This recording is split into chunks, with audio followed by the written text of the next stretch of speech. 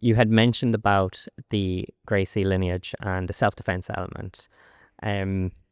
Maybe you could elaborate how you incorporate the self-defense aspect into your classes. Yeah, of course. I've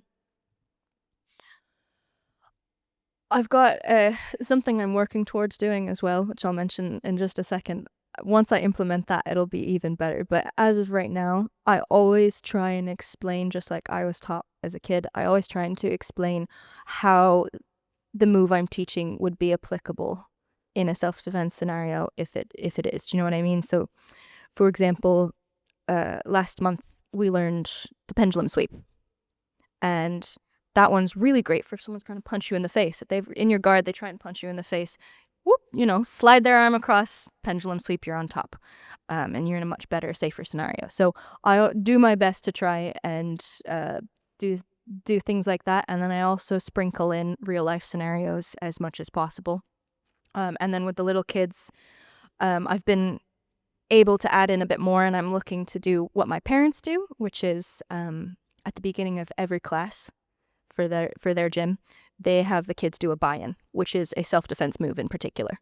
So whether it's a wrist release or escaping, a bear hug or a headlock, they have to do that before they're allowed on the mat.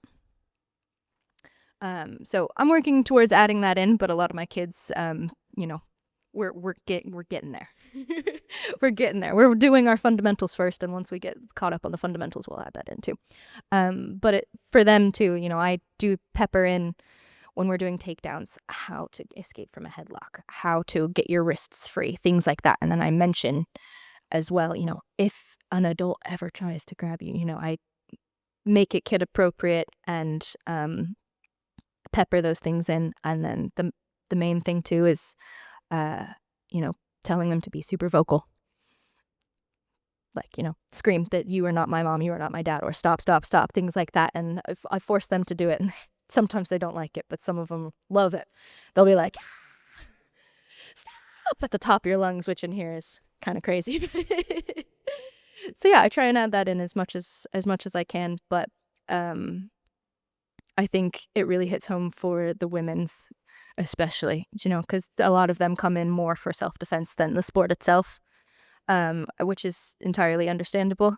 So when I'm teaching them too, in particular, sometimes I'll pull them aside and say, hey, okay, this is an extra thing you can do for those real life scenarios. This is how you can get their hand out of your hair if they're trying to drag you across the floor, things like that.